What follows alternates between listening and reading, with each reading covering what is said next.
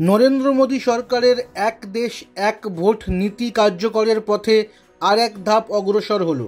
বুধবার কেন্দ্রীয় মন্ত্রিসভার বৈঠকে পাশ হয়েছে এক দেশ এক ভোট নীতি কার্যকরের লক্ষ্যে প্রাক্তন রাষ্ট্রপতি রামনাথ কোবিন্দের নেতৃত্বাধীন কমিটির সুপারিশ। এর ফলে সংসদের অধিবেশনে এই নীতি কার্যকর করার লক্ষ্যে কেন্দ্র বিল পাশে সক্রিয় হবে বলে মনে করা হচ্ছে। এক দেশ এক ভোট কার্যকরের দিশানির্দেশিকা খুঁজতে গত বছরের 1 সেপ্টেম্বর কোবিন্দের নেতৃত্বে কমিটি গড়েছিল মোদী সরকার।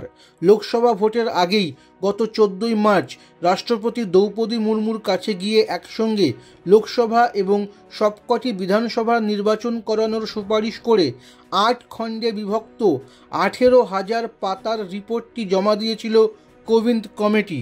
সেখানে হাজির ছিলেন কেন্দ্রীয় স্বরাষ্ট্রমন্ত্রী অমিত শাহ সহ কমিটির অন্য সদস্যরা। কেন্দ্রীয় মন্ত্রী অশ্বিনী বৈষ্ণব মন্ত্রিসভার সিদ্ধান্তের কথা ঘোষণা করে বলেন, বিভিন্ন মঞ্চে আলোচনার পরেই কোবিন্দ কমিটির রিপোর্ট অনুমোদনের সিদ্ধান্ত হয়েছে।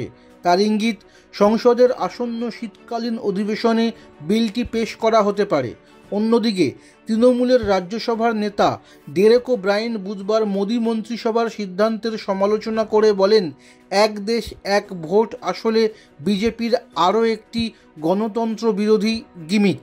কংগ্রেস, তৃণমূল, সিপিএম সহ বিরোধী দলগুলি গোড়া থেকেই এক দেশ এক ভোট পদ্ধতির সমালোচনায় মুখর। তাদের মতে এই নীতি নিয়ে মোদী সরকার ঘুরপথে আমেরিকার প্রেসিডেন্ট নির্বাচন ধাঁচের ব্যবস্থা চালু করতে চাইছে। এটি যুক্তরাষ্ট্রীয় কাঠামো এবং সংসদীয় গণতান্ত্রিক ভাবনার পরিপন্থী বলেও বিরোধীদের নেতৃত্বের অভিযোগ। বিশেষত বিজেপি বিরোধী আঞ্চলিক দলগুলির আশঙ্কা, এক দেশ এক ভোট নীতি কার্যকর হলে লোকসভা ঢেউয়ে বিধানসভাগুলি ভেসে যাবে।